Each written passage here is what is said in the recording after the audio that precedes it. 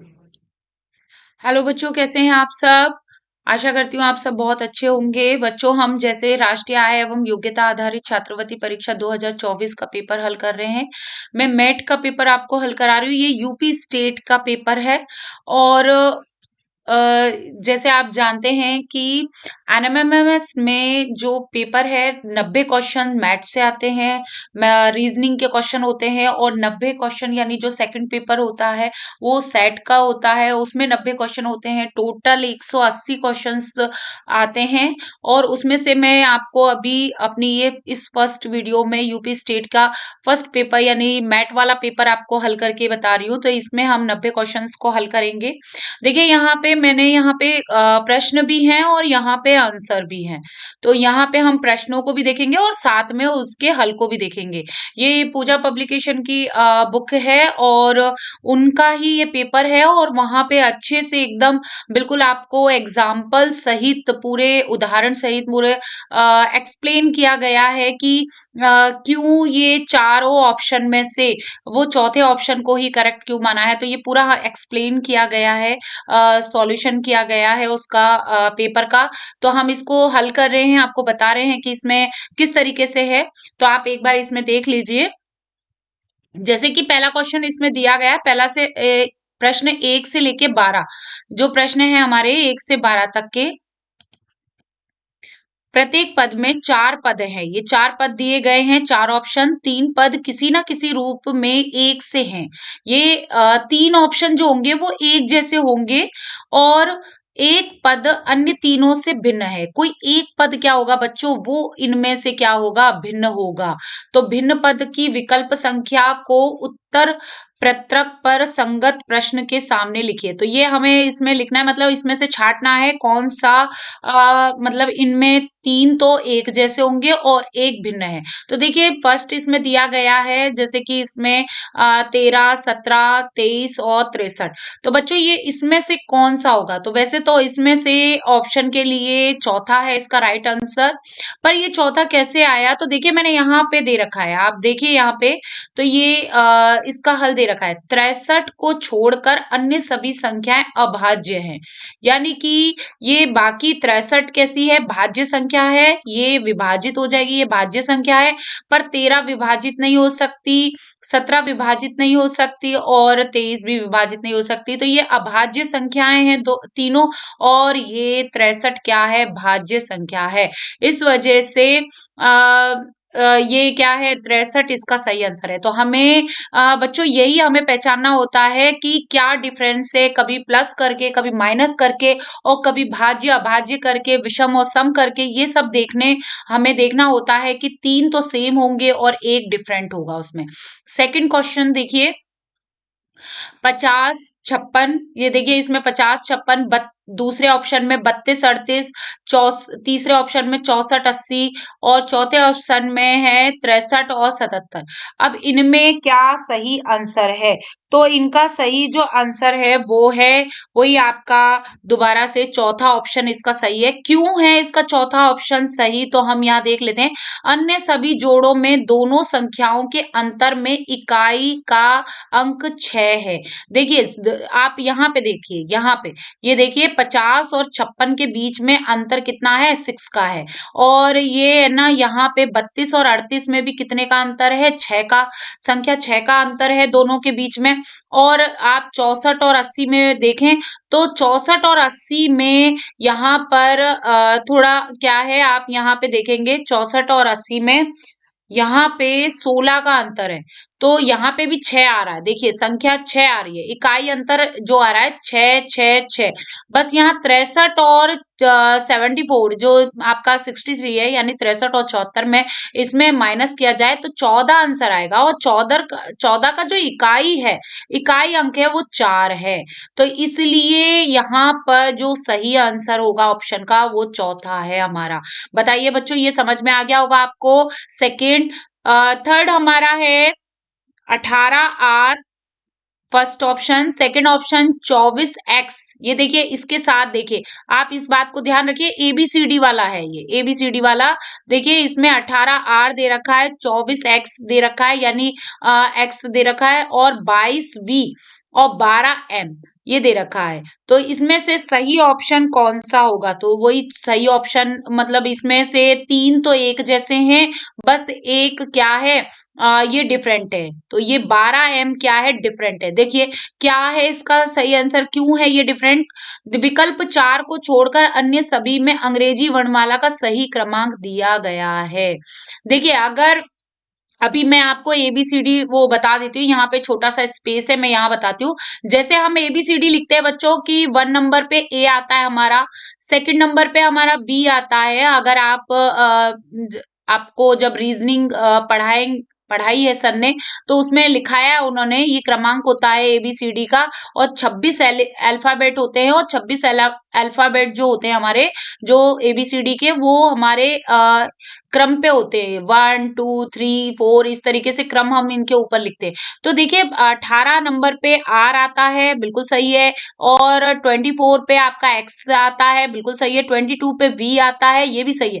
पर 12 नंबर पे एम नहीं आता है। 12 नंबर पे क्या है? एम नहीं आता है। तो एम कौन से नंबर पे आता है? आप भी जानते हैं, फिर भी मैं यहाँ पे भी बता देती हूँ। देखिए यहाँ पे भी लिखा है कि 18R, अर्थात आर क्रमांक 18 पे आता है, बिल्कुल सही है। 24 नंबर पे एक्स आता है, बिल्कुल। 22 नंबर पे आपका वी आता है क्रमांक पे, पर 12 जो है एम, 12 नंबर पे एम नहीं आता है, एम आता है 13 नंबर पे। ठीक है, 12 नंबर पे एम नहीं आता है, वो क्या आता है? 13 नंबर पे आता है। तो फिर 12 नंबर पे क्या आएगा? आप मुझे कमेंट करके बताइए कि 12 नंबर पे क्या आएगा। ठीक है, मैं सभी के कमेंट पढ़ूंगी, आप मुझे जरूर बताना कि 12 नंबर पे क्या आएगा। ये तो हमने देख लिया कि भाई 12 नंबर पे एम नहीं आएगा, ये 13 नंबर पे आएगा। तो आप मुझे बताएंगे अल्फाबेट्स में, एबीसीडीज में 12 नंबर पे कौन आएगा। तो देखिए ये तो हो गया। अब चौथा देखते हैं। ये आपको तीनों समझ में आ गए होंगे। चौथा देखिए, इसमें देखिए एबीसीडी के उसमें क्रमांक पे है BUT, बट, END, एंड, और थर्ड नंबर है OWL, और 4 नंबर पे ARM। तो अब इनमें से कौन सा आंसर मतलब डिफरेंट है इन तीनों में से? तो यहाँ पे सही आंसर है BUT, बट। क्यों है, हम ये भी देख लेते हैं कि क्यों है। देखिए इसमें ये दे रखा है हमारा, ये चौथे नंबर का इसमें हल। तो देखिए यहाँ पे हल दे रखा है, मैंने बगल में हल लगा रखा है, बिल्कुल आंसर लगा रखे हैं। तो देखिए विकल्प एक को छोड़कर अन्य सभी शब्दों का पहला अक्षर स्वर है, जबकि पीयूटी, पुट, का पहला अक्षर व्यंजन है। सॉरी, यहाँ पे पीयूटी पुट ना करके बीयूटी बट करेंगे, क्योंकि हमारा पहला ऑप्शन बट है, बट, BUT, बट। तो देखिए आपको दिखा देते हैं, देखिए आप इसी से पहचान लीजिए, यानी कि आपका ये, यहाँ पे मैं इसको मिटा देती हूँ, जैसे मैंने जितने भी हल करे, जिससे आपको कंफ्यूजन ना हो कि मैंने चौथा हम हल कर रहे हैं। हाँ, अब देखिए, ये देखिए सेकंड नंबर पे, इस पे जो सेकंड ऑप्शन है, इसमें भी ई दे रखा है, यानी ये आपका क्या है? वोवल है, यानी स्वर है, ई। और देखिए थर्ड में भी ओ से स्टार्टिंग हो रही है, ये भी वोवल है, ओ। और ए भी क्या है? वोवल है। बिल्कुल सिंपल, आप समझ गए होंगे कि ई भी वोवल है, और ओ भी वोवल से स्टार्टिंग हो रही है, यानी स्वर से स्टार्टिंग हो रही है, और ए भी आपका क्या है? ए। आप भी जानते हैं वोवल में 5 आते हैं, 5 स्वर होते हैं, ए, आई, ये ए। यहाँ लिख देती हूँ, देखिए मेरा थोड़ा सा ये सही चल रही हो, AEIO और यू। लो, ये देखो ये गड़बड़ हो गया, इसको थोड़ा मिटा देते हैं। चलिए आप समझ गए होंगे, मैं खुद ही बता देती हूँ। थोड़ा सा हमारा ये पेन नहीं चल पाता है, थोड़ा सा माउस कभी कभी हाथों से, मैं अगर प्रयास करूँ थोड़ा जल्दी जल्दी में तो आपको बता दूं, AE, और ये आई, आई थोड़ा सा हम इधर लिख देते हैं, आई, और ओ, यहाँ लिख देती हूँ मैं, यहाँ पे ओ और यू। ये हमारे क्या है? वोवल्स होते हैं, स्वर होते हैं, आप जानते हैं 5 स्वर होते हैं। और इसमें जो हमारा BUT बट है, वो व्यंजन से स्टार्ट है, वो स्वर से स्टार्ट नहीं है, इसलिए हमारा पहला ऑप्शन इसका सही होगा। 5 नंबर देखते हैं। 5 नंबर का फर्स्ट ऑप्शन भी इसी तरीके से है, इसमें थोड़ा डिफरेंस देखेंगे कैसे। OUST, OUST, फिर दूसरा है PIGS, और TEPJ, और चौथा है XLPA। तो अब हमें यहाँ पे सही तीन तो क्या होंगे? समानता दर्शाएंगे, कुछ समानता दर्शाएंगे, पर लेकिन ये जो एक होगा वो डिफरेंट होगा। तो एक डिफरेंट क्या है, इसका फर्स्ट आंसर है ये वाला पहला। हमारा पहला ही, ये पहले भी पहला आंसर था हमारा, अभी भी यही पहला आंसर सही है। क्यों है उसका, चलिए अभी यहीं पे देख लेते हैं। अरे इसको मिटा लेते हैं जिससे आपको कंफ्यूजन ना हो। तो देखिए यहाँ पे क्यों है, तो उसका कारण देखिए हमारे फिफ्थ विकल्प में देखते हैं। इसमें क्या है हमारे फाइव में, कि एक को छोड़कर अन्य सभी में केवल एक स्वर है, जबकि ओ यू एस टी में दो स्वर हैं। देखिए अब ये स्वर वाली कहानी फिर दोबारा है। देखिए यहाँ पे आप वही चीज है, स्वर और व्यंजन को देखते। तो देखिए यहाँ पे आई, इसमें एक ही स्वर है आई, और इसमें ई, देखिए आप ध्यान से, ई है स्वर, और इसमें एक ए स्वर है। ठीक है, एक एक स्वर है, और इन इसमें इसमें दो स्वर हो गए, एक ओ और एक यू। दो स्वर हो गए, एक ओ और यू। तो इस वजह से हमारा पहला ऑप्शन क्या होगा, राइट होगा। तो बताइए ये आपको समझ में आ गया होगा। अब हम यहाँ पे 6 नंबर पे देखते हैं बच्चों। 6 नंबर, हाँ, जो हमारी पूजा पब्लिकेशन की जो किताब है उसमें बिल्कुल पूरा आपको एक्सप्लेन करके बताया है। आप उस पे भी बुक को परचेस कीजिए, एनएमएमएस की बहुत अच्छी बुक है। उसका हर हर चीज बड़े मतलब आपको रीजनिंग से लेके मैथ और एसएसटी विज्ञान सभी के जो प्रश्न हैं उनको सब व्याख्यात्मक रूप में दिया गया है। सभी के पहले समरी दी गई है, फिर उसको व्याख्यात्मक तरीके से समझाया गया है। तो बुक बहुत अच्छी है, आप पढ़िए और ज्यादा से ज्यादा नंबर हासिल करिए, क्योंकि उसमें मोस्टली हमारी ये जो ये पूजा पब्लिकेशन की जो बुक है एनएमएमएस की, इस बुक में राष्ट्रीय आय योजना वाली बुक है। ये ज्यादातर स्टेट को क्या कर रही है, मतलब स्टेट के क्वेश्चंस उसमें दिए गए हैं। मतलब राजस्थान स्टेट से भी लिए गए, उधर से भी लिए गए, मतलब ऑल ओवर पूरी ऑल इंडिया के लिए है वो बुक।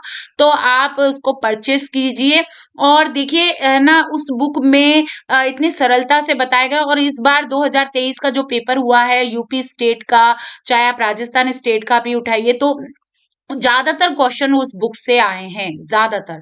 तो देखिए मैं इसमें बताऊं ये 6, अब हम आते हैं अपने टॉपिक पे, इस पे पेपर पे। 6 नंबर जो है इसमें दिया गया है WITH और TIHW, और सेकंड ऑप्शन में JUST और -SUTJ। देखिए आप कुछ देख रहे होंगे उल्टा उल्टा लिख रहा है, इस तरीके से आप देखिए इसमें थोड़ा सा, और DONE, और फिर बाद में -NOED, और फिर HAVE और -AVEH। देखिए तो इसका सही जो आंसर है वो है 4। इसका सही आंसर है 4। तो क्यों है इसका भी कारण देख लेते हैं कि क्यों सही है। तो 6 नंबर देखिए, विकल्प विकल्प 4 को छोड़कर अन्य सभी में अक्षरों के परिवर्तन का क्रम एक जैसा ही है, जबकि HAVE और -AVEH में ऐसा नहीं है। तो देखिए हम इनके अक्षरों का परिवर्तन क्रम देख लेते हैं। देखिए ध्यान से देखिए, ये फर्स्ट नंबर पे W है, सेकंड नंबर पे I है, और थर्ड नंबर पे T है, और H क्या है आपका 4 नंबर पे। तो बच्चों अगर आप ध्यान से देखें यहाँ पे, तो यहाँ पे पहले थर्ड को लिया गया है, थर्ड नंबर, ठीक है, फिर उसके बाद सेकंड नंबर को लिया गया है, सेकंड नंबर, और फिर उसके बाद आपके 4 नंबर को इधर रखा गया है, और फिर फर्स्ट नंबर को रखा गया है। आप देखिए सेकंड में भी ऐसा ही कुछ किया गया है। देखिए यहाँ पे थर्ड नंबर को रखा गया है, वही सेम पहले की तरह थर्ड नंबर को रखा गया है, फिर वही सेकंड नंबर को सेकंड नंबर पे ही रखा गया है, सेम वही पहले के ऑप्शन जैसा ही। और देखिए यहाँ पे लास्ट 4 नंबर को थर्ड नंबर पे रखा गया है, और फर्स्ट नंबर को 4 नंबर पे रखा गया है। आप देख रहे होंगे समानता है, और थर्ड में भी आप यही समानता देख रहे हैं सेम, पर लेकिन इसमें ऐसा नहीं है। क्यों नहीं है, देखिए आप खुद ही देख लीजिए। सेकंड नंबर को फर्स्ट नंबर पे रख दिया गया है, जबकि तीनों में थर्ड नंबर पे रखा गया है फर्स्ट को।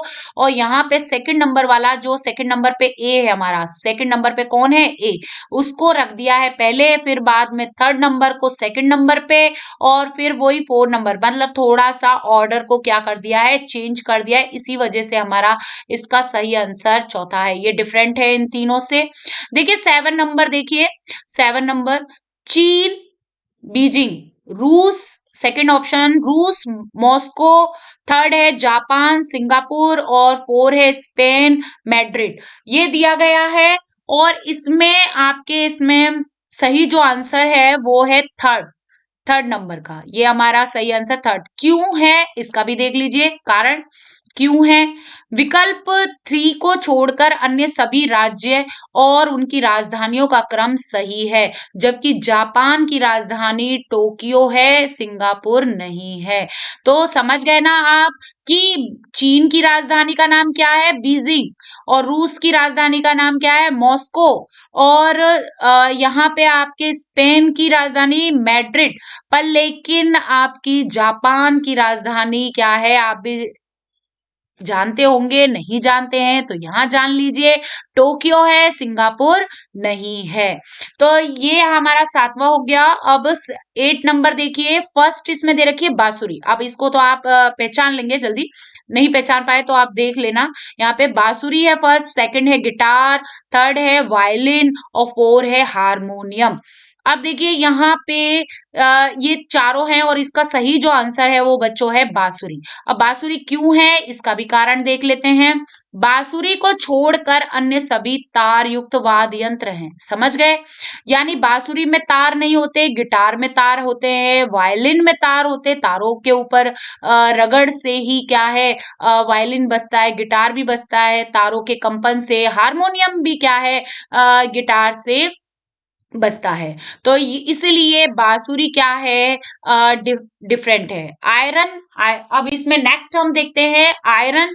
Iron, nickel, cobalt, aluminium. अब इसमें क्या अलग है तो यहाँ पे हम देखते हैं लोहा, निकेल और कोबाल्ट ये सभी डी ब्लॉक में होते हैं। देखिए अब मैं ये आपके आवर्त सारणी से रिलेटेड है, और अगर आपने अपनी आवर्त सारणी जो पीरियोडिक टेबल है बच्चों, वो उसमें पता हो आपको साइंस में, हमें ध्यान रखना है इनका। तो अगर हमने 20 तक, अगर 30 तक, आप 20 नहीं 30 तक अगर हम क्या है याद करते हैं तत्वों को, तो उन्हीं में से पूछ लिया जाता है ज्यादातर। तो ये 8th लेवल तक तो वहीं तक ही सफिशिएंट होता है, उससे ज्यादा इतना पीरियोडिक टेबल को इतना वो नहीं करना होता है। तो आप इसमें समझिए आयरन भी डी ब्लॉक में आता है, निकिल भी डी ब्लॉक में आता है और कोबाल्ट भी डी ब्लॉक में आता है।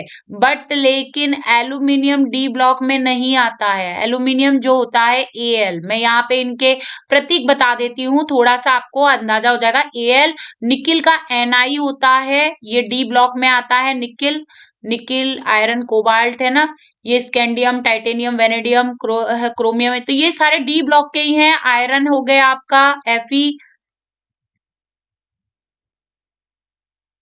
और यहाँ पे कोबाल्ट CO। चलिए थोड़ा सा पहचान लीजिए, थोड़ा सा वो अब समझ में आ गया होगा। तो ये जो एल है, एल्यूमिनियम है, वो पी ब्लॉक में आता है, इसलिए एल्यूमिनियम क्या हो गया, इन तीनों से डिफरेंट हो गया। और हमारा सही जो आंसर है वो क्या बनेगा बच्चों, 4 नंबर का बनेगा एल्यूमिनियम। आपको ये चीज समझ में आ गई होगी, एल्यूमिनियम हमारा सही आंसर है। अब देखिए 10 नंबर कान। कान, दूसरा है वृक्क, फेफड़ा और यकृत। देखिए अब यहाँ पे जो आप खुद मुझे थोड़ा सा बताइए, अभी हम उस पे नहीं जाएंगे कि क्यों सही है क्या है, हम उसको नहीं देख रहे अभी। आप बस मुझे आप खुद बताइए कि कान और जो वृक्क है, वृक्क, फेफड़ा, यकृत, आप खुद जानते होंगे कि कान जो है वो बाहर शरीर के बाहर उसका कुछ हिस्सा रहता है कि नहीं, पिन्ना रहता है और वो रहता है। पर क्या वृक्क का और फेफड़े का और यकृत का, इन तीनों का कोई भी हिस्सा शरीर से बाहर रहता है? ये तो भाई आप देख सकते हैं ना, इसको तो अंतर कर सकते हैं। तो इसका सही आंसर क्या होगा, इसका सही आंसर होगा कान। क्योंकि कान का जो बाहरी हिस्सा है वो शरीर से बाहर होता है। आप देखते हैं इसका एक हिस्सा क्या है शरीर के बाहर, बाकी और सब क्या है आंतरिक अंग है। ये अंदर मिलते हैं, शरीर के अंग हैं, अंदर मिलते हैं, इसलिए इसमें सही ऑप्शन हमारा कान होगा फर्स्ट। तो हमें देखने की जरूरत नहीं है कि यहाँ क्या लिखा है, हम वैसे ही पहचान लिया, क्योंकि ये आपके खुद के आप अपने शरीर से देख सकते हैं।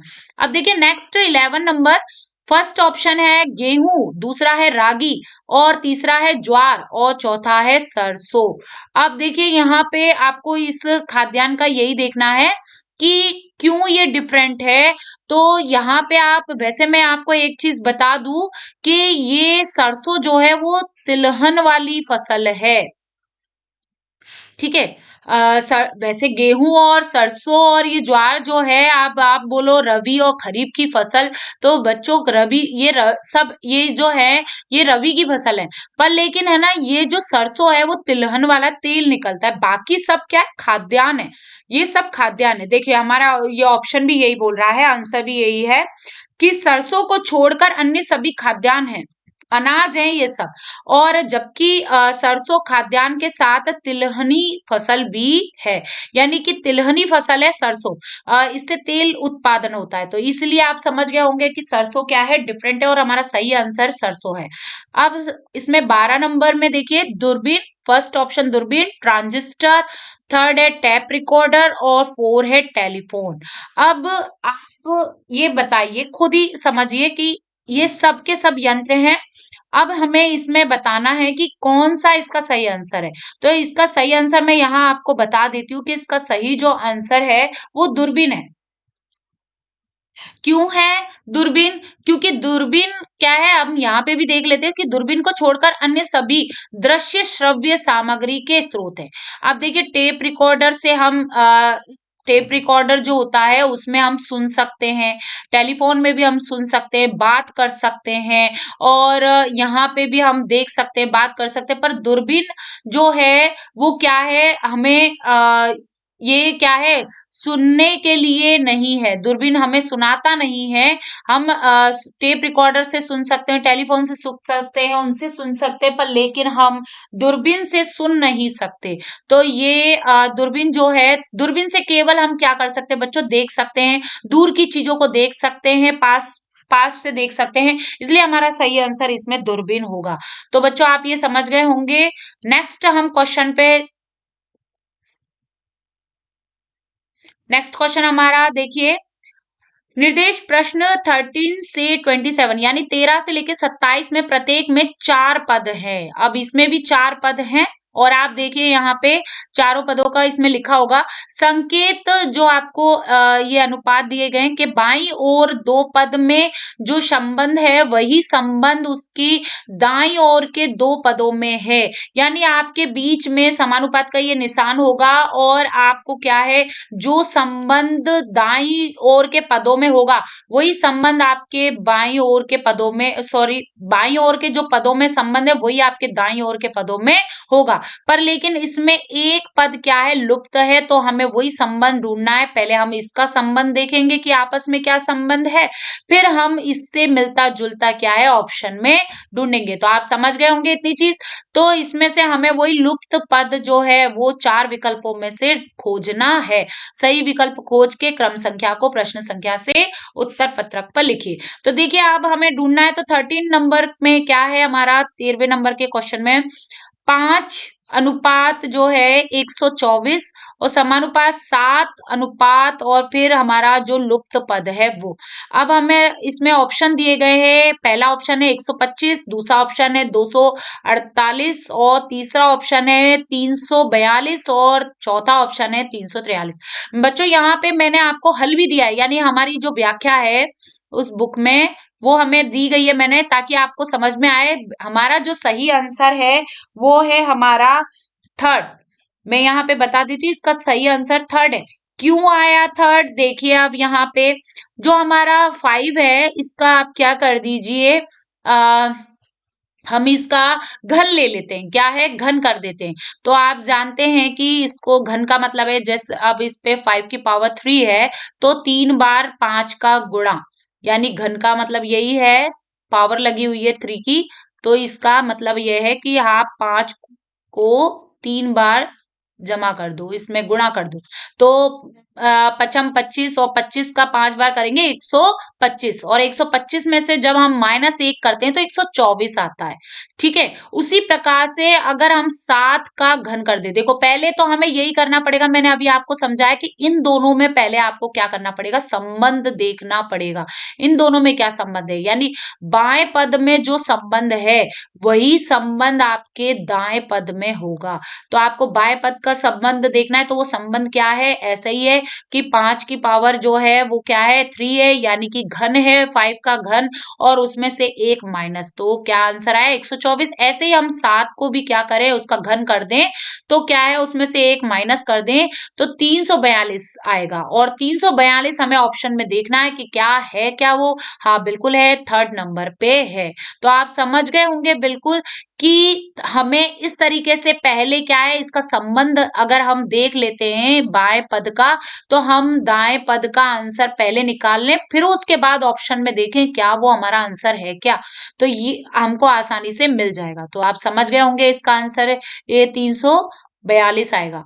14 नंबर का देखिए, 14 नंबर का यहाँ पे दिया गया है 49 यानी 49 और अनुपात 81 81। ठीक है, अब इनमें हमें क्या देखना है, इनमें दोनों में क्या समानता है, और फिर बाद में समानुपात 100 दे रखा है, 100 अनुपात और वो लुप्त पद, तो हमारे ऑप्शन में 64, 144 और 169 और 196 यानी कि आपका 196 दे रखा है। अब हमें यहाँ पे देखना है क्या है क्यों है, तो देखिए क्या क्यों कैसे, तो ये देखिए मैंने आपके आंसर यहीं पे है। तो देखिए यहाँ पे 49 और 81 का संबंध देख लेते हैं कि क्या संबंध है, तो देख लीजिए यहाँ पे, इसको मिटा देते हैं जिससे आप थोड़ा कंफ्यूज ना हो। देखिए यहाँ पे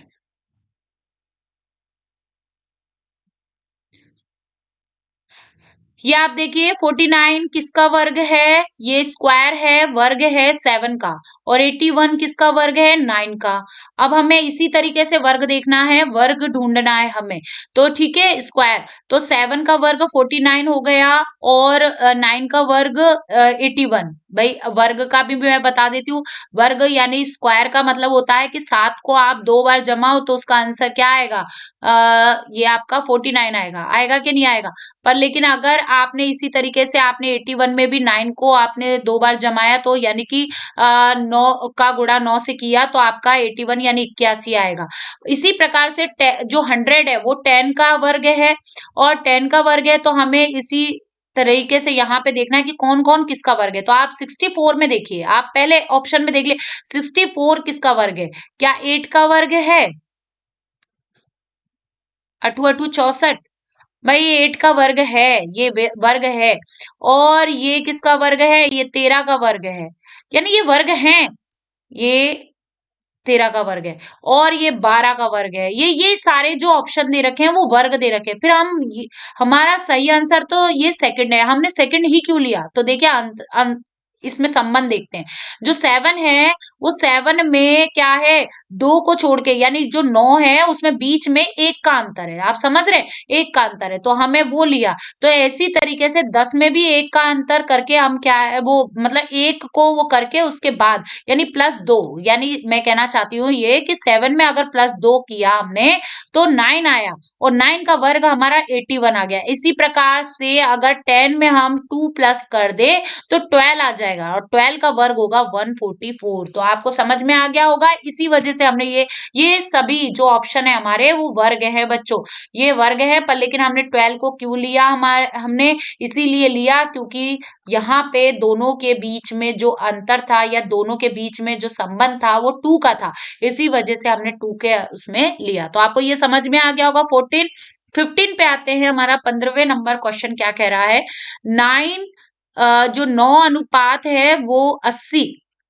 ठीक है, और समानुपात 100 अनुपात वही लुप्त शब्द। तो आप बताइए, इसमें दे रखा है पहला ऑप्शन 901 दे रखा है, दूसरा ऑप्शन 1009, और तीसरा ऑप्शन है 9889 और सॉरी हाँ और 89 हो गया, और चौथा ऑप्शन आपका ये 9999, यानी मैं बता देती हूँ ये 9000 यहाँ पे 889 और ये 9999। तो ये इसमें हमारा सही क्या होगा, तो हमें पहले वही देखना है कि इन दोनों के बीच में क्या संबंध है।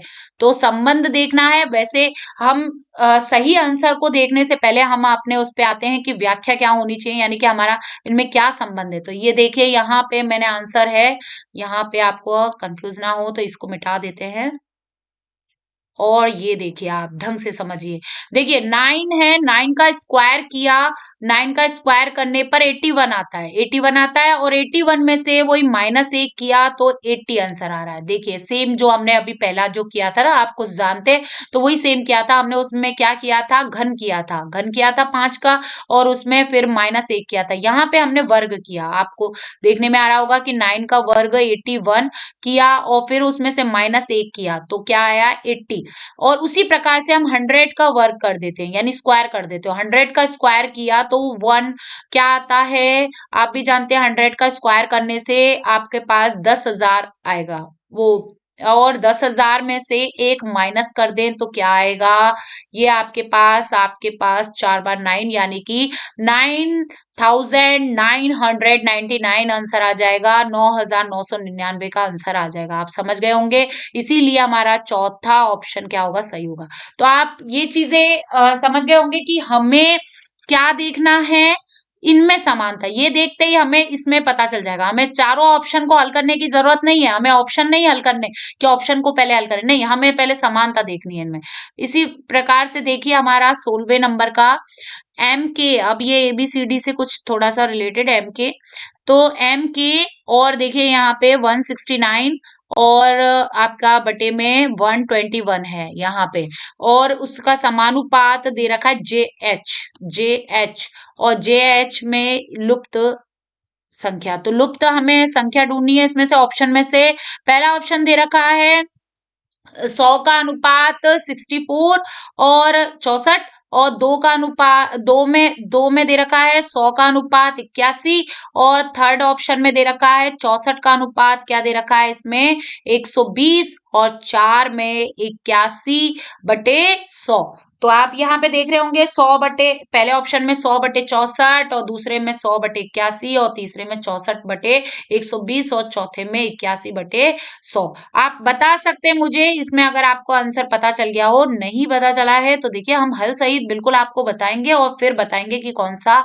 ऑप्शन सही है। तो क्यों है, किस लिए, देखिए यहाँ पे एम, जैसे मैंने बताया था एबीसीडी आई है, तो एबीसीडी में इसी तरीके से आप समझेंगे कि एबीसीडी है, एम जो है, आप एबीसीडी को लिखिए, एबीसीडी को पूरा लिखिए, और एम तक लिखिए पहले ऊपर वाली लाइन में, और फिर उनपे 1 2 3 भी लिखिए, और जैसे एम यहाँ पे हो गया, एम के जस्ट नीचे लिखिए एन, फिर यहां से थोड़ा उल्टी गिनती को चालू कर दिए, एम के बाद एन ओ, फिर ओ लिखिए, फिर पी लिखिए, और आप देखेंगे कि ए के नीचे जेड आ जाएगा, ऐसे करके लिख लीजिए अपने पास, और फिर आप क्या है, आपके पास ये चीज पता चल जाएगी, जो एम होता है वो 13 नंबर पे आता है, जो एन होता है वो 14 नंबर पे यानी 14वें नंबर पे आता है, और ओ जो होता है वो 15वें नंबर पे। इस तरीके से आपके पास क्या होगा, एक नंबर आ जाएगा, और इसी देखिए, और फिर आप आसानी से क्या कर सकेंगे, इसको हल कर सकेंगे। देखिए कैसे, एम जो है वो हमारा 30 नंबर पे आता है, और के हमारा 11 नंबर पे आता है, 11वें नंबर पे हमारा क्या आता है, के। तो देखिए इसका क्या है, जो एम है वो क्या है, मैंने 169 जो है वो पहले मैंने बताया था आपको कि 169 जो है वो स्क्वायर है किसका, 13 का, और 11 का स्क्वायर है 111 है, यानी कि 111। तो ये 111 जो है वो हमारा 111, सॉरी, ये जो 11 का क्या है, स्क्वायर है। तो हमें ऐसा ही संबंध देखना है, तो जे जो आता है वो हमारा आता है 10 नंबर पे, और एच जो आता है वो आता है हमारा 8 नंबर पे। तो हमें इनका भी स्क्वायर कर लेना है, स्क्वायर करते ही हमारे पास आंसर आ जाता है 100 बटे क्या आ जाता है, 64 आ जाता है। तो 100/64 हमारा आंसर आ गया। देखिए ऑप्शन में कौन सा है, 100/64, तो 100/64 आंसर है हमारा फर्स्ट ऑप्शन। तो ये हमारा फर्स्ट ऑप्शन क्या है, सही होगा।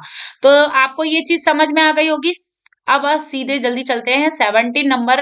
देखिए 17 नंबर भी एबीसीडी से रिलेटेड है, और मैंने आपको अभी बताया कि आप इस तरीके से एबीसीडी को लिख लीजिए, 1 से लेके पहले 13 तक लिख लीजिए पूरे, और एम तक, ए से लेके एम तक, और फिर उसके जस्ट नीचे एम के नीचे एन को लिखिए, यानी 14 नंबर को, और 14 नंबर से 26 तक लिख लीजिए। इस तरीके से लिख लीजिए जिससे आपको क्या रहेगा, पता चलेगा। क्यों लिखने को बोल रही हूं मैं एक दूसरे के नीचे, कि आप ए से लेके ए से लेके एम तक लिख लीजिए यहाँ पे। क्यों बोल रही हूँ, क्योंकि बच्चों कभी कभी क्या होता है, वो जो संख्या दे रखी है उसके जस्ट ऊपर वाली संख्या को पूछ लिया जाता है, तो आपको समझ में आ जाएगा, आप उसको लिख के रखिए तो उससे हल हो जाएगा। देखिए यहाँ पे हमारी क्लासेस भी रीजनिंग की चलती है, आप उधर भी देख सकते हैं कि वहां पे भी इनका इसकी पूरी क्लास ली गई है। तो देखिए यहाँ पे हमारा 17 क्या कह रहा है, EIGHTY, ठीक है, EIGHTY, और यहाँ पे अनुपात है GIEYTH। देखिए ये इसी से मिलकर है, इसी में इसी का मतलब यहीं से लिए गए हैं, तो वहीं पे हमें यहाँ पे भी यही देखना है, OUTPUT। तो OUTPUT और फिर इसमें क्या है, इसमें क्या ऑप्शन है, तो देखिए यहाँ पे भी सारे ऑप्शन आपको एक जैसे से लग रहे होंगे। फर्स्ट ऑप्शन जो दे रखा है TUOTUP, और सेकंड ऑप्शन है TUOUTP, और थर्ड ऑप्शन UTOPTU, और फोर्थ ऑप्शन है UOTUPT। अब देखिए अब इसका क्या आंसर होगा, तो देखिए सीधे सीधे आपको आंसर यहाँ मिलेगा। देखिए क्या है, सबसे पहले तभी मैं आपको बताऊंगी इसका सही आंसर क्या है, पहले एक बार समझ लेते हैं कि क्यों। तो जिस प्रकार आई, ये जो EIG है, देखिए यहाँ पे देखिए ध्यान से, जो EIG है वो उसको क्या कर दिया गया, उल्टा कर दिया गया। आप देखिए तो यहाँ पे आई को तो वही रहने दिया है, ई को यहां रख दिया गया है, और जी को यहां रख दिया गया है आगे, यही किया है, ठीक है। और HTY में भी ऐसा ही किया गया है, HTY जो आधा बचा हुआ है उसमें Y को रख दिया H की जगह पे, और H को रख दिया है Y की जगह पे, ऐसे ही किया है, पूरा शब्द ऐसे ही बना है। हमने ये संबंध देख लिया दोनों के बीच में। सेम आप भी यही कीजिए, T को इधर रख दीजिए और O को यहां रख दें, और यहाँ पे T को P की जगह पे रख दीजिए और P को T की जगह पे रख दीजिए। फिर हमारा ऑप्शन क्या बनेगा, वही बनेगा TU, और यहाँ पे O, पहले तो ये और फिर बाद में TU और P। बताइए अब ये हो गया ना, हमारे पास आ गया। अब देखिए हमने संबंध देखते ही ये आ गया हमारे पास, TUOTUP कहाँ है, TUOTUP कहाँ है, देखिए ये रहा TUO और TUP, ये हमारा फर्स्ट ऑप्शन बोल रहा है, फर्स्ट ऑप्शन बोल रहा है, तो हमारा सही आंसर क्या होगा बच्चों, फर्स्ट होगा। आपको ये समझ में आ गया होगा, इसमें इसका हमारा क्या होगा, फर्स्ट। चलिए तो इसमें हम फर्स्ट लगा देते हैं, ये आपको समझ में आ गया होगा आसानी से, ये सरल था। अब देखिए 18 नंबर है CLOSE क्लोज और अनुपात में DNRWZ जी, ठीक है, और समानुपात में दे रखा है OPEN ओपन, और अनुपात आपका लुप्त जो शब्द है। अब इनमें से हमको ढूंढना है कौन सा सही है। अब भाई यहाँ पे आप देख रहे होंगे बिल्कुल डिफरेंट वर्ड लिख दिए हैं, अब बिल्कुल आपको नहीं उनमें मिल रहा है, एक भी क्लोज में एक भी स्पेलिंग कोई भी अक्षर इसमें नहीं मिल रहा है, तो डिफरेंट है। अब आपको इसमें ABCD जो मैंने आपसे बोला ना कि ऐसे लिख लीजिए, उसकी मदद मिलने वाली है। तभी मैंने कहा है कि उसके ऊपर संख्या भी लिखिए और अल्फाबेट को भी लिखिए, और उससे आप तुरंत क्या कर सकेंगे, हल कर सकेंगे। तो पहला ऑप्शन देख लेते हैं PRHR, और सेकंड ऑप्शन है PRJQ, और थर्ड ऑप्शन है RPJB, और फोर्थ ऑप्शन है RZWR। तो देखिए यहाँ पे हम देख लेते हैं कैसे है, इसमें हल आपको पता चल जाएगा। तो देखिए यहाँ पे ये रहा हमारे पास हल 18 नंबर का। 18 नंबर जिस प्रकार से सी, पहले तो हमें इसी में संबंध देखना है, तो क्लोज और जो हमारे पास दिया गया है तो उसमें क्या संबंध है, CLOSE DNRWJ में क्या संबंध है। तो देखिए सी जो है वो 3rd नंबर पे आता है बच्चों, और एल है वो हमारे 12 नंबर पे होता है, ओ हमारा 15 नंबर पे होता है, एस हमारा 19 नंबर पे होता है, ई हमारा 5 नंबर पे। ये हमारे नंबर हो गए। फिर हमने इसके ऊपर भी लिख लिया, डी हमारा 4 नंबर नंबर पे, एन हमारा 14 पे, आर हमारा 18 पे और डब्ल्यू हमारा 23 और जे जो है हमारा वो 10 नंबर पे। जो मैंने कहा था कि एबीसीडी के ऊपर नंबरिंग कर लीजिए। पहले आप लिखिए 1 से लेके 13 तक, यानी कि ए से लेके एम तक, और फिर बाद में उसके जस्ट नीचे एम के नीचे एन लिख दीजिए। एन 14 से लेके 26 को उसके नीचे लिखते जाइए। तो आपको इस तरीके से अब पता लगेगा। जो हमारा सी है वो 3 नंबर पे, तो आप खुद ध्यान से देखिए, जो डी हमारा पहले नंबर पे दे रखा है उसमें +1 है। देख लीजिए, आप देखिए +1 किया और 4 नंबर की संख्या डी लिख गया। ऐसे ही एल है, एल 12 नंबर पे आ रहा है, उसमें 2 प्लस किया तो 14 नंबर पे आ रहा है। ओ में 15 नंबर पे 3 प्लस किया तो हमारा क्या आ रहा है, 18 नंबर का आर आ रहा है। और 19 में हमने 4 प्लस किया तो 23 का डब्ल्यू आ रहा है। और 5 नंबर जो ई है हमारा, उसमें 5 प्लस किया तो जे आ रहा है। उसी प्रकार से हम इधर भी ऐसा ही कर लेंगे। OPEN जो ओपन है उसमें भी हम यही कर लेते हैं। ऑप्शन ऑप्शन देखने से पहले हम ये कर लेते हैं। तो ऑप्शन हमें जाने देखने की जरूरत नहीं है, हम यहीं पे संबंध हमने देख लिया। अब हमारा ये निकल आएगा, ओ में हम पहले 1 प्लस करेंगे तो पी आ जाएगा। पी में हम जो हमारा पी है वो उसमें +2 करेंगे तो हमारा 18 नंबर का आर आ जाएगा। और 5 नंबर का जो ई है उसमें 3 प्लस करेंगे तो 8 नंबर का एच। और एन में 14 नंबर का हम 4 प्लस करेंगे तो 18 नंबर का आर आ जाएगा। अब हमें PRHR मिल गया है। तो यहाँ पे जो ऑप्शन है हमारा वो फर्स्ट ऑप्शन में ही हमारा PRHR लिखा हुआ है। हमारा सही आंसर हो जाएगा PRHR। तो ये आपको समझ में आ गया होगा। आपको तुक्का नहीं करना है, ऐसे नहीं करना है कि ऐसे चलो भाई ऐसे ही लगा देते, नहीं। आपको है ना, देखिए कितना इजी वे है, तरीका आ जाएगा एक बार तो आप आराम से कर लेंगे। अब इसमें देखिए राक्षस, अब ये हिंदी में दिए गए, ये आप आराम से पहचान सकते हैं। जो राक्षस होता है, राक्षस है, उसका संबंध बौना कर दिया गया है, यानी वो राक्षस बौना है। अब बुद्धिमान का संबंध हमें दिखाना उस लुप्त शब्द से। तो देखिए ऑप्शन दे रखा है बुरा, सौम्य, सेकंड है सौम्य, थर्ड है मूर्ख और चौथा है नन्हा।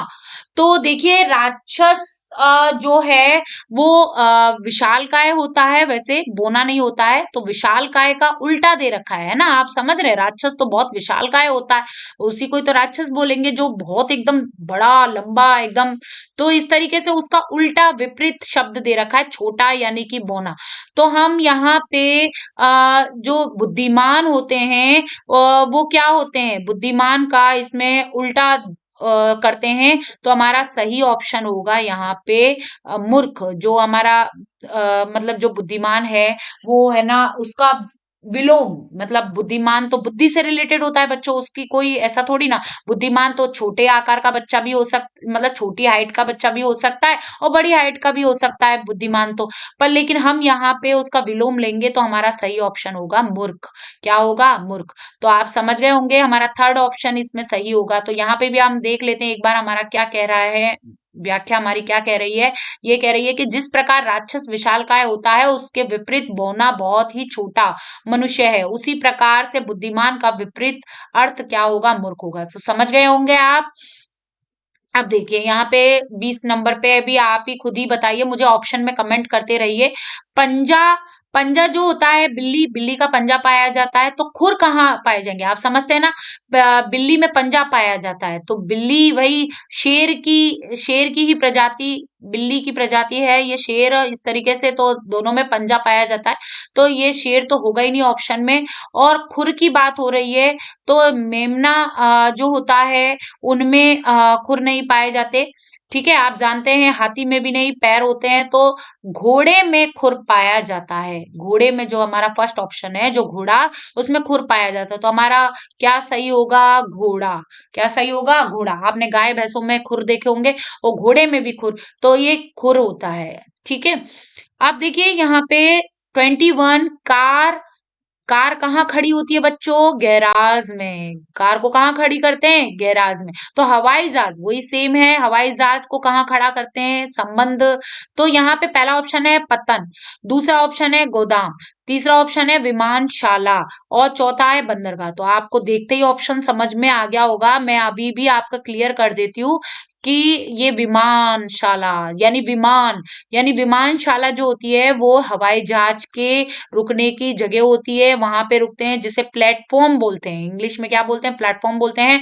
तो ये प्लेटफॉर्म पे रुकते हैं, तो ये विमानशाला कहलाते हैं। बंदरगाह पे पानी के जहाज रुकते हैं, ना कि हवाई जहाज, पानी के जहाज रुकते हैं बंदरगाह पे, ठीक है। और ये जो गोदाम होते हैं वो गोदाम आपके बने होते हैं, कई गोदाम होते हैं, तो वहां पे हम सामान वामान रखते हैं। तो ये आप समझ गए होंगे कि सही ऑप्शन क्या होगा हमारा, विमानशाला। अब देखिए 22 में धकेलना यानी खींचना, धकेल रहे हैं और खींच रहे हैं, फिर फेंकना क्या होगा, तो हमारा ऑप्शन दे रखा है कूदना, सेकंड है इकट्ठा करना, और थर्ड है उठाना, और फोर है खेल। तो हमें देखिए यहाँ पे धकेलना यानी हम धक्का दे रहे हैं, धक्का दे रहे हैं, उसका जो विलोम है खींचना। विलोम क्या है, खींचना, यानी उल्टा हो गया, धक्का देने का उल्टा हो गया खींचना, है ना। अब यहाँ पे जो फेंकना है उसका उल्टा हमें लेना है, तो यानी कि अब हम फेंकेंगे नहीं, हमें क्या करना है, उठाना है, फेंकना नहीं है उठाना है, ये इसका विलोम है। कूदना नहीं है विलोम, खेल कोई विलोम नहीं है उसका, इकट्ठा करना नहीं है विलोम। यहाँ पे ऑप्शन हमारा थर्ड बचता है उठाना, और ये है फेंकना का विलोम। तो हमारा सही आंसर होगा उठाना। तो बच्चों ये समझ में आ गया होगा। अब देखिए हम नेक्स्ट क्वेश्चन पे आते हैं अपने 23 पर। 23 देखिए, फूल, फूल क, कली, ठीक है, फूल कली और पौधे, यानी फूल जो खिलता है वो कली से ही खिलता है, तो पौधे, पौधे का हमें, तो देखिए हम ऑप्शन देख लेते हैं पहले एक बार। बीज, पहला ऑप्शन है बीज, बीज से भाई पौधा बनता है, बिल्कुल सही है। स्वाद, स्वाद से तो नहीं होता है, फूल से पौधा नहीं बनता है, टहनी से पौधा नहीं बनता है, स्वाद से भी पौधा नहीं बनता है।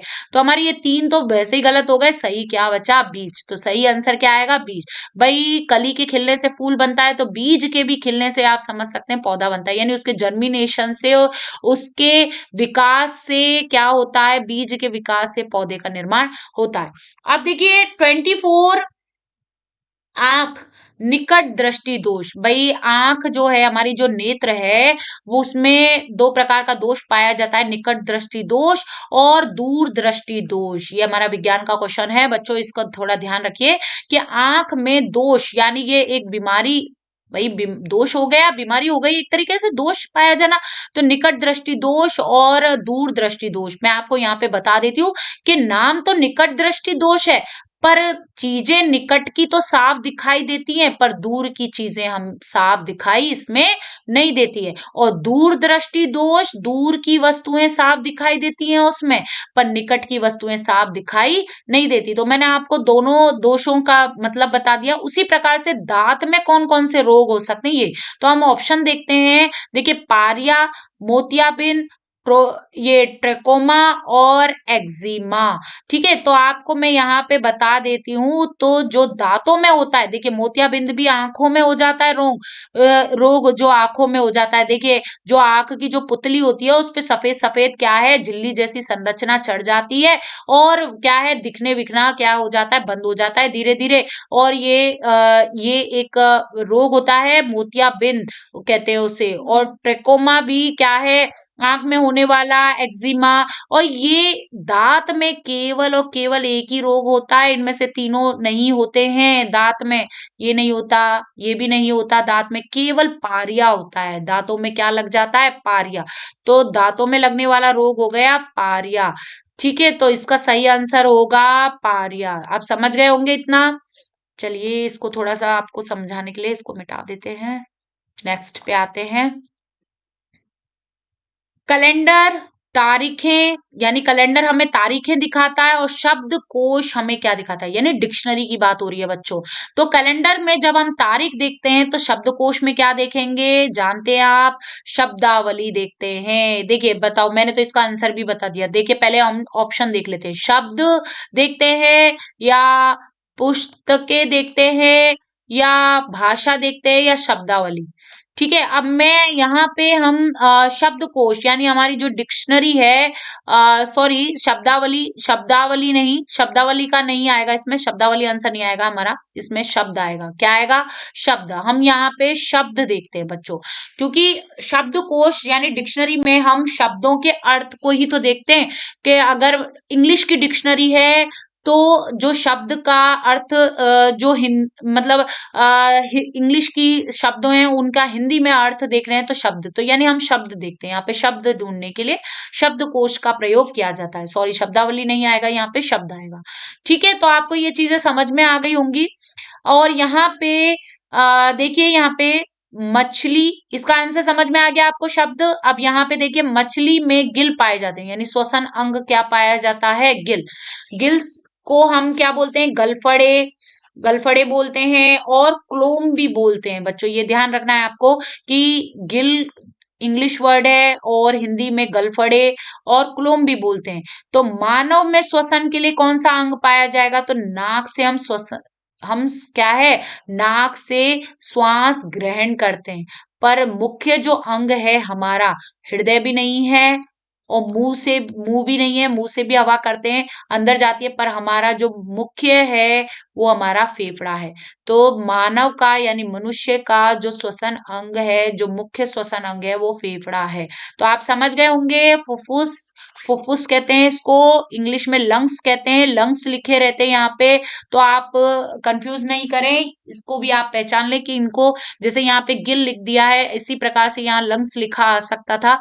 तो फेफड़े को ही फुफ्फुस और लंग्स दोनों बोलते हैं।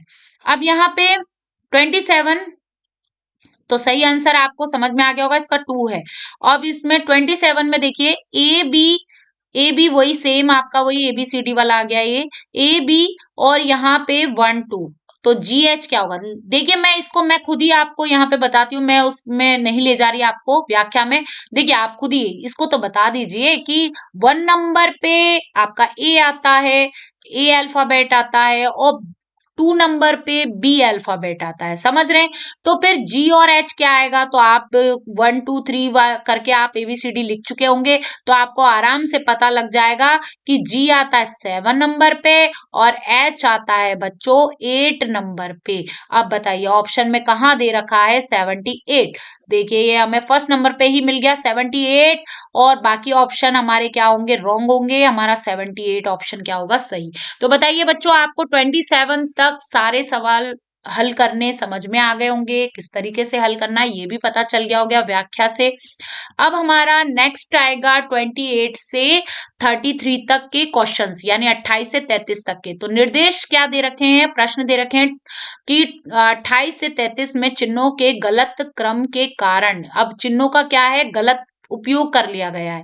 तो यहाँ पे क्या दे रखे हैं? कारण प्रश्नों के समीकरण गलत हो गए हैं। प्रत्येक प्रश्न के नीचे 4 दिए गए विकल्पों में से सही क्रम वाले चिन्हों का विकल्प चुनाव कीजिए जिससे समीकरण सही हो जाए, और अपने द्वारा चुने गए विकल्प संख्या को सही प्रश्न के संख्या के सामने उत्तर पत्रक में लिखिए। तो आपको क्या करना है इसमें? थोड़ा सा बच्चों ये करना होता है कि ये जो ऑप्शन है ना, इनको रख के देखना होता है। इनमें आप इनको रख के देखेंगे तभी क्या है, सही आंसर मिल पाएगा आपको। जैसे हम पहला हल करते हैं और व्याख्या भी हमारी यहीं पर है, मैं आपको अच्छे से समझ में आ जाएगा। देखिए यहाँ पे पहला जो क्वेश्चन है वो 3 भाग 5 इंटू 8 ये दे रखा है। यहाँ पे गुणा का चिन्ह है 8 और फिर प्लस का चिन्ह 2 माइनस 10 और फिर इजिकल टू जो दे रखा है आपका 13 यानी 13 ये दे रखा है। अब आपको ये क्या है, 4 ऑप्शन के जो चिन्ह है वो आपको क्या है उसमें लगा के देखने। तो ये आप लगा के देख सकते हैं, खुद भी हल कर सकते हैं। मैं सही आंसर पे आपको लगा के बताती हूँ जो हमारी व्याख्या में दे रखा है। तो ये देखिए हमारी व्याख्या 28 की व्याख्या ये रही हमारी, और सही जो ऑप्शन है वो हमारा क्या है यहाँ पे जो आएगा। क्या हमने चेंज किया तो देखिए ध्यान से कि हमने जो हमारा 3 है हमारा यहाँ पे भाग का चिन्ह हमने 5 ही रखा है, ठीक है। तो हमारा मैं यहाँ पे बता देती हूँ आपको कि 28 का जो सही आंसर है ये 4 है। तो देखिए यहाँ पे जो भाग है भाग दे रखा है और इसमें भाग की जगह पे हमें प्लस रखना है। देखिए यहाँ पे देखिए ये है, भाग की जगह पे प्लस करके देखना है बस, और बाकी हमारा आंसर 13 आ जाएगा, मतलब 13 हमारा आ जाएगा। देखिए तो हमने यहाँ पे ये आप यहाँ प्लस की जगह पे आप माइनस करके देखिए तो आंसर सही नहीं आएगा, और ये जो आपकी गुणा के चिन्ह पर आप भाग वाला चिन्ह रखिए तो आपका सही आंसर नहीं आ पाएगा, और भाग वाले चिन्ह पर आप माइनस वाला चिन्ह रख के देख लीजिए तो भी नहीं आएगा। तो देखिए हमने भाग वाले चिन्ह पर प्लस रखा है, देखिए आप ध्यान से देखिए, भाग वाले चिन्ह पर प्लस रखा, ठीक है, और फिर गुणा को ऐसे ही रहने दिया है। फिर देखिए प्लस वाली जगह पे भाग, मतलब हमें आपस में ही तो बदलने हैं एक दूसरे से, तो ये प्लस वाली जगह पे हम क्या रखेंगे, भाग, भाग रखा हमने, और माइनस को ऐसे ही रहने दिया। फिर हम हल करते हैं इनको, बोर्ड मास के नियम के अकॉर्डिंग हम क्या करेंगे, इसको हल करेंगे। सबसे पहले आप जानते हैं कि बोर्ड मास के नियम के अकॉर्डिंग ब्रैकेट हल होता है, इसमें ब्रैकेट नहीं है, तो हम सबसे पहले यहाँ पे क्या करेंगे, यहाँ पे भाग को हल करेंगे। भाग को हल किया, 8 का भाग हमने 2 में 2 से दिया तो इसमें 4 आंसर आया, देखिए 4। और इस तरीके से हम क्या है, आप बच्चों इस बात को ध्यान रखना कि इस प्रश्नों को हल केवल बोर्ड मास के नियम से ही हल करना है, क्योंकि समीकरण अगर आपने बोर्ड मास के नियम से हल नहीं किया तो आपका आंसर सही नहीं आएगा। मान लो आपने बस प्लस को जो आपका पहले आ रहा है आपने उसी को हल कर लिया, 3 में 5 को जोड़ दिया 8 आ गया, फिर 8 का गुणा 8 से कर दिया, नहीं आएगा, बिल्कुल सही आंसर नहीं आएगा। आपको इसी के अकॉर्डिंग क्या करना है, सही करना है। तो आपका सबसे पहले गुणा करोगे, क्योंकि भाई ब्रैकेट नहीं दे रखा, ऑफ ऑफ ओ माने ऑफ यानी का नहीं दे रखा कहीं पे भी क्वेश्चन में, और डी डी सबसे पहले भाग, सॉरी सबसे पहले हम डिवाइड, यहाँ पे डिवाइड करेंगे यानी भाग करेंगे, तो हमने पहले भाग कर लिया, फिर मल्टीप्लाई यानी गुणा करेंगे, देखो गुणा करेंगे, 5 का गुणा 4 से किया 20 आ गया। अब हम यहाँ पे फिर जोड़ करेंगे, जोड़ किया हमने, ऐड किया, एडिशन करेंगे, दोनों को जोड़ दिया, 20 में 3 को जोड़ा 23 आ गया। फिर हम सब्ट्रैक्ट करेंगे यानी माइनस करेंगे, घटाएंगे, 23 में से हमने क्या कर दिया, 10 को माइनस किया और 13 हमारा आंसर आ गया सही।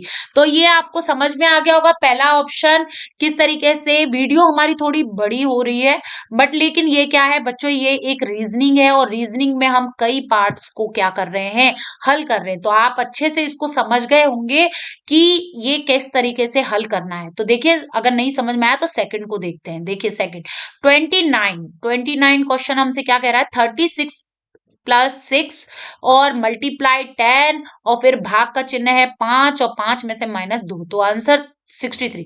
अब ये देखिए, अब इनको करके वो सही बात जो मैंने आपसे बोली है कि आप इसको शॉर्ट ट्रिक में ऐसे करके नहीं देख सकते। अगर आप वो तो ये है कि प्रैक्टिस हम जितना करेंगे तो क्या है, हम आंखों देखी रखते रखते है ना, क्या है, हल कर सकते हैं, जल्दी जल्दी फटाफट हल कर सकते हैं।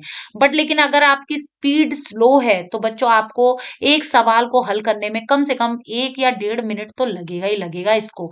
पर लेकिन अगर आप प्रैक्टिस करेंगे जितना इस सवालों को बोर्ड मास के नियम के अकॉर्डिंग, तो आपको पूरा मैं समझती हूँ 30 सेकंड से भी कम समय लगेगा एक सवाल को हल करने में। 30 सेकंड से भी कम, 30 सेकंड भी बहुत होता है, तो आप जल्दी हल कर लेंगे। तो देखिए आप क्या कर सकते हैं, ये प्लस और माइनस यानी प्लस माइनस को आपस में चेंज करके देख लीजिए। प्लस की जगह पे माइनस को रख लीजिए, माइनस की जगह पे प्लस को रखिए और फिर हल करिए। क्या 63 आंसर आ रहा है, तो है ना, आता है तो आपका ये सही हो जाएगा, वरना नहीं। पर लेकिन मैं आपको यहाँ बता देती हूँ ये सही नहीं है।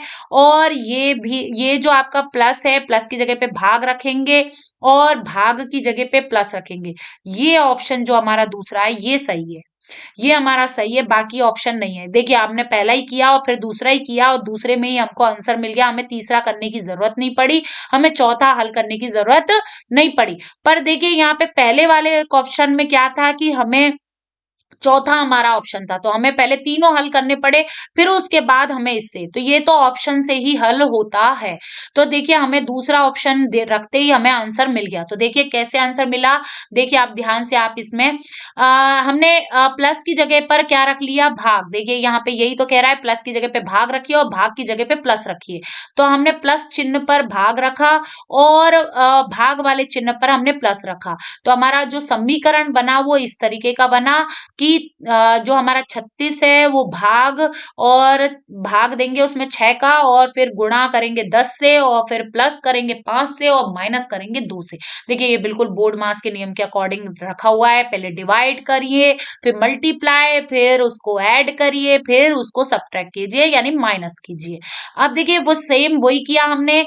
36 में हमने भाग दे दिया 6 का, तो भाग देते ही हमारा आंसर आ गया 6, क्योंकि 6 गुणा 6 जो हम करते हैं तो 36 आंसर आता है, तो इसलिए 6 आ गया। फिर हम इसको जो हमारा 6 है उसको 10 से क्या कर देंगे, गुणा कर देंगे, तो 60 आंसर आ जाएगा। और फिर हम इसको क्या कर देंगे, जोड़ देंगे।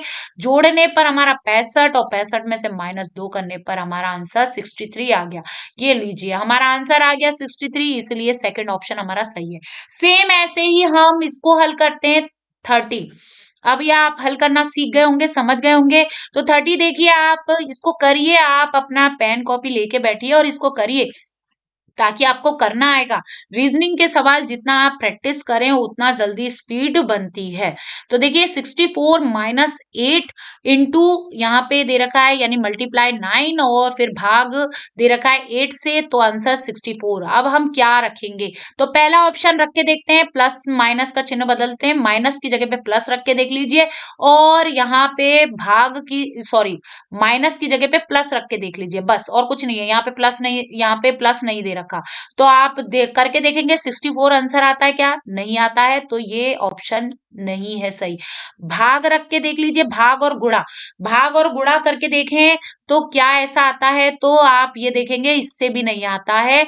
और प्लस की जगह पे भाग रखे, प्लस तो दे ही नहीं रखा, तो ये तो बिल्कुल ही क्या है, आपको हल करने की जरूरत ही नहीं है, प्लस तो है ही नहीं इसमें, तो आपको इसको हल ही नहीं करना है, और ये आपका रॉन्ग है। तो आप इसको करके आपका चौथा ऑप्शन रह गया है। भाई ये दोनों गलत हो गए, तो चौथा तो आपको हल करने की जरूरत ही नहीं है, चौथा तो बिल्कुल ही सही होगा। आपको करना है तो हल करके देख लीजिए।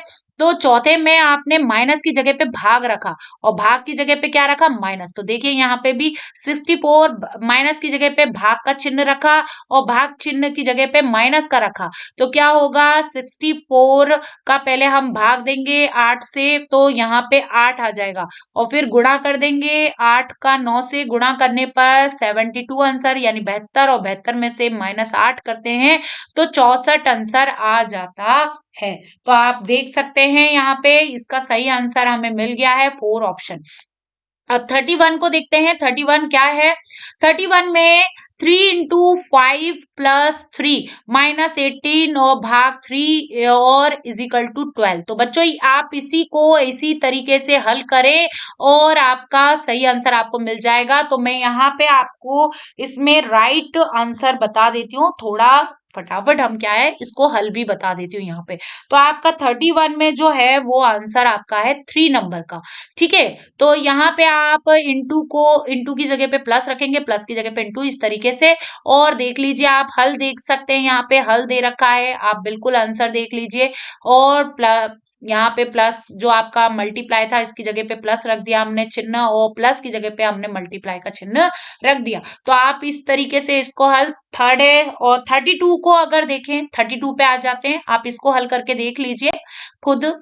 और देखिए यहाँ पे बिल्कुल मैंने आपको इसमें व्याख्या भी दे रखी है, आप इसको भी देख सकते हैं। एक बार पहले खुद करिए हल और फिर एक बार व्याख्या को देख लीजिए, ठीक है।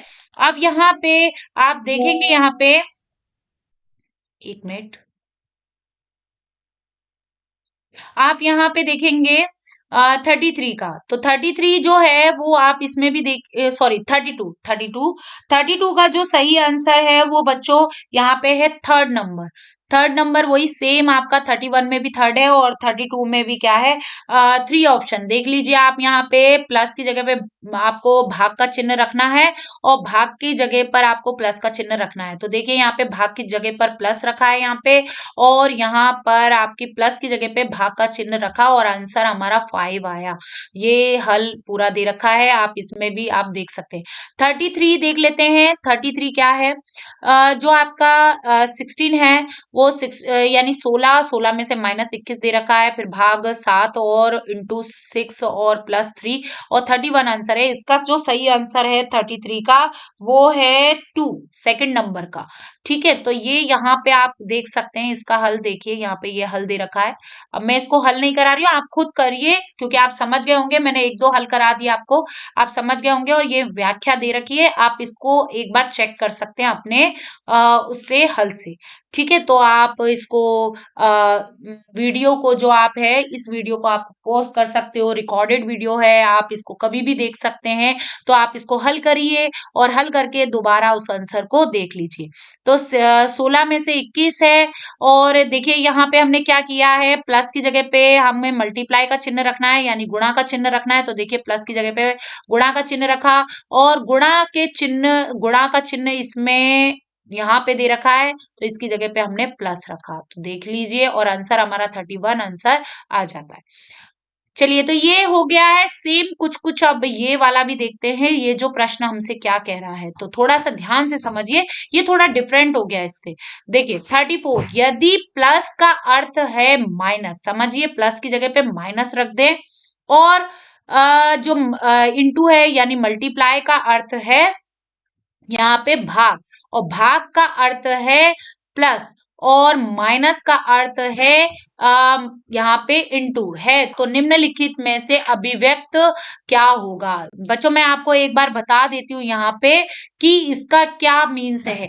यदि हम प्लस का जो चिन्ह दे रखा है उस पे हम क्या रखें, माइनस का चिन्ह रखें, और यानी यहाँ पे आप समझिए, इसको प्लस की जगह पे माइनस रखें, यानी ये देखिए यहाँ पे प्लस दे रखा है ना, इसकी जगह पे हम माइनस रखें, और जहां पर आपका मल्टीप्लाई का चिन्ह है यानी गुणा का चिन्ह है, वहां पर आपको क्या रखना है, भाग का चिन्ह रखना है। देखिए यहाँ पे आप भाग रखें, ये एक समीकरण इस तरीके से बनाना है, और भाग का अर्थ है प्लस, तो भाग की जगह पे आपको रखना है प्लस का चिन्ह यहाँ पे, और माइनस का अर्थ है मल्टीप्लाई यानी गुणा का चिन्ह। तो ये देखिए समीकरण ऐसे बनाना है, आप समझ गए होंगे। आप देख लीजिए, इसमें से इसमें भी ऐसे ही किया है। देखिए तो वही सेम रखा है, जो बोला है प्रश्न में कि भाग को यहाँ पे गुणा का जो चिन्ह है, गुणा के चिन्ह को भाग कर दीजिए, तो भाग कर दिया, और जो माइनस का चिन्ह है उसे गुणा कर दीजिए, वो कर दिया, और जो आपका प्लस का चिन्ह था उसे माइनस कर दीजिए, माइनस कर दिया, और जो भाग का चिन्ह था उसको प्लस कर दिया। तो सेम समीकरण आपको पहले लिखना है और फिर उसको हल करना है, फिर ऑप्शन में से जो आंसर आएगा वो आपको करना है राइट। तो आंसर देख लीजिए, वही बोर्ड मास नियम के अनुसार हम क्या करेंगे, इसको हल करेंगे। सबसे पहले भाग को हल करेंगे, 252 है, 252 में 9 का भाग देते हैं, 28 आंसर आता है। फिर 28 का गुणा 5 से करते हैं, फिर उसमें हम क्या करते हैं, प्लस करेंगे, जो हमारा 32 और 92 है उसको प्लस करेंगे, फिर हम उसको माइनस करेंगे। तो बच्चों आपको ये समझ में आ गया होगा कि क्या चीज है। देखिए हमने प्लस किया, ये 140 में हमने 92 को प्लस किया और फिर हमने माइनस कर दिया, और हमारा आंसर 200 आ गया। तो ये हमारा आंसर है 200। उसी प्रकार से हम इसको भी करेंगे। सेम इसमें क्या दे रखा है, 35 में प्लस का अर्थ वही गुणा है, तो आप प्लस की जगह पे गुणा चिन्ह लगाएंगे और समीकरण लिखेंगे। भाई गुणा का अर्थ है माइनस, तो गुणा की जगह पे आप माइनस का चिन्ह लगाएंगे, और यहाँ पे भाग का अर्थ है प्लस, तो भाग यहाँ पे दे रखा है, तो यहाँ पे आप प्लस का चिन्ह लगाएंगे, और यहाँ पे माइनस का अर्थ है भाग, तो माइनस की जगह पे भाग का चिन्ह लगाएंगे, और फिर बाद में आप इसको क्या करेंगे, प्लस प्लस का अर्थ, यहाँ पे प्लस का अर्थ दे रखा है क्या, क्या यहाँ पे प्लस का अर्थ, यहाँ पे गुणा है, यहाँ पे शुरुआत में प्लस का अर्थ गुणा था, दो जगह प्लस दे रखा है, तो आप यहाँ पे भी गुणा का चिन्ह लगाएंगे। तो ये देखिए ये पूरा एक समीकरण बन गया, और इसको हल करेंगे, और हल करने के बाद आंसर हमारा यहाँ पे आता है 77। ठीक है बच्चों, तो ये हल भी इधर दे रखा है, आप पहले खुद हल करिए, देखिए आप, और देखिए किस तरीके से ये हल करना है, ये मैंने आपको बता दिया, और आप खुद आप समझ गए होंगे इसका आंसर 77 है। क्यों आया, उसका बोर्ड मास के नियम के अकॉर्डिंग आप इसको हल करिए, आपका सही आंसर आएगा। देखिए आप 36 पे भी से देखिए क्या हुआ है, आप ध्यान से समझिए। एल के लिए प्लस, यहाँ पे देखिए, यहाँ पे ये देखिए, यहाँ पे थोड़ा डिफरेंट हो गया है। अब ये डिफरेंट क्या हुआ है, एल की जगह पर प्लस, एल को मान लीजिए प्लस, ठीक है, ये जो आपका एल दे रखा है उसको मान लीजिए प्लस, एम के लिए माइनस, यानी एम को मानिए माइनस, ठीक है, एन के लिए इंटू, यानी एन को मानिए इंटू, ठीक है। और यहाँ पे p के लिए भाग, यानी p को मानिए भाग। अब इसको हल करिए तो आपके पास समीकरण आ गया कि आपने n को क्या है इंटू किया, यानी गुणा, गुणा का चिन्ह रखा, और फिर बाद में आपने l को प्लस माना तो प्लस का चिन्ह रखा, आपने p को भाग माना तो ये भाग का चिन्ह रखा, और यहाँ पे आपने m को माइनस माना तो माइनस का चिन्ह रखा। और फिर आप इसको बोर्ड मास के नियम के अकॉर्डिंग क्या कर दीजिए, हल कर दीजिए। आंसर आ जाएगा आपका फर्स्ट ऑप्शन 153। तो आप समझ गए होंगे 37 में देखिए प्लस का अर्थ है माइनस और माइनस का अर्थ है इनटू और यानी मल्टीप्लाई, और भाग का अर्थ है प्लस और गुणा का अर्थ है भाग, और तब आप इसको हल करिए। तो इसी तरीके से क्या हो जाएगा आपको इसमें देखिए वही सेम जो मैंने अभी ऊपर बताया था कि प्लस की जगह पे आपको क्या रखना है माइनस, तो प्लस की जगह पे माइनस रख लीजिए, माइनस की जगह पर आपको क्या रखना है गुणा, यानी कि गुणा का चिन्ह रख दीजिए, और यहाँ पे भाग का अर्थ है प्लस तो भाग का जगह पर प्लस, और यहाँ पे गुणा का अर्थ है भाग तो गुणा की जगह पे भाग, और इसको पूरे को क्या कर दीजिए हल कर दीजिए बोर्ड मास के नियम के अकॉर्डिंग, और आपका सही आंसर आ जाएगा, आपको बच्चों मिल जाएगा 48। क्या आ जाएगा 48। आप समझ गए होंगे इस चीज को। यदि इनटू का अर्थ यानी मल्टीप्लाई का अर्थ भाग है और माइनस का अर्थ क्या है मल्टीप्लाई है, और भाग का तो वही सेम रख लीजिए, सेम जो अभी बताया था। देखिए यहाँ पे ब्रैकेट आ गया, आप समझ रहे हैं, ब्रैकेट आ गया, यहाँ पे कोष्टक आ गया, तो सबसे पहले आपको कोष्टक ही हल करना होगा बोर्ड मास के नियम के अकॉर्डिंग। तो सबसे पहले ब्रैकेट हल होगा तो आपको पहले इसकी संख्या को हल करना पड़ेगा, ठीक है। तो देखिए यहाँ पे पहले तो यहाँ दे रखा है कि आपको मल्टीप्लाई की जगह पे भाग रखना है, तो मल्टीप्लाई की जगह पर क्या रखना है, कहाँ है मल्टीप्लाई, यहाँ है, तो इसकी जगह पे आप भाग रखिए। और माइनस का अर्थ है, यहाँ पे मैं इसको मिटा देती हूँ जिससे आप ढंग से समझ सकें।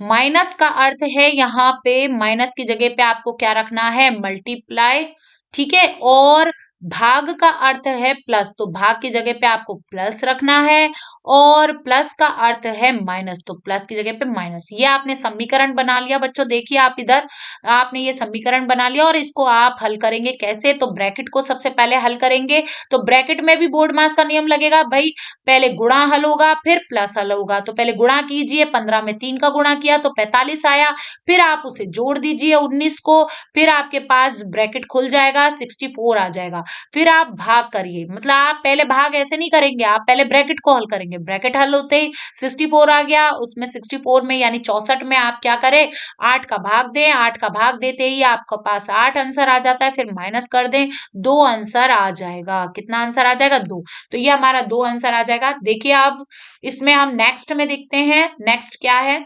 यदि गुणा का अर्थ प्लस है तो आप गुणा की जगह पे प्लस रख दीजिए, ठीक है।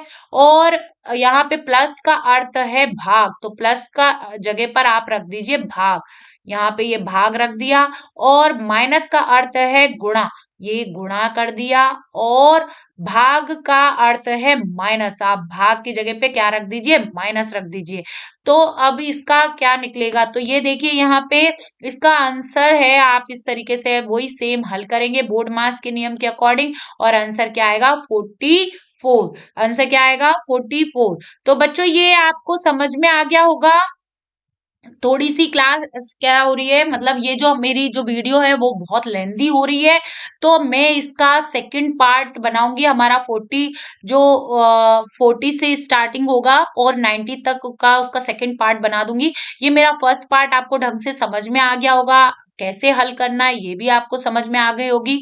तो ये हमारी जो मैट का पेपर है उसका जो यूपी बोर्ड का पेपर है, ये हमारा उत्तर प्रदेश स्टेट का एनएमएमएस का पेपर है, और मैट का फर्स्ट वीडियो है, सेकंड वीडियो भी मैं डाल दूंगी, आप उस पेपर को भी देखिए, आगे का जो हल है कैसे किया गया और कैसे करना है, तो ये आपको समझ में आया होगा। साथ ही साथ इसमें पूरी व्याख्या भी दी गई है, आपको व्याख्या सहित आपको बताया है।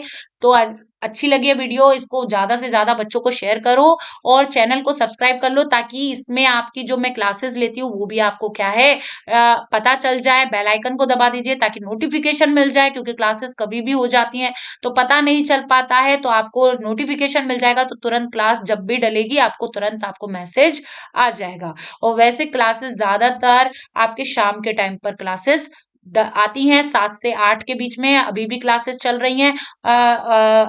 सर ले रहे हैं मैथ की क्लास, तो इसी तरीके से अभी भी क्लासेस चल रही हैं इस टाइम पर भी, तो आपकी क्लासेस चलेंगी। तो आप जरूर और बुक जरूर खरीदें, पूजा पब्लिकेशन की एनएमएमएस की बुक, जो आपको बहुत सहयोग करेगी।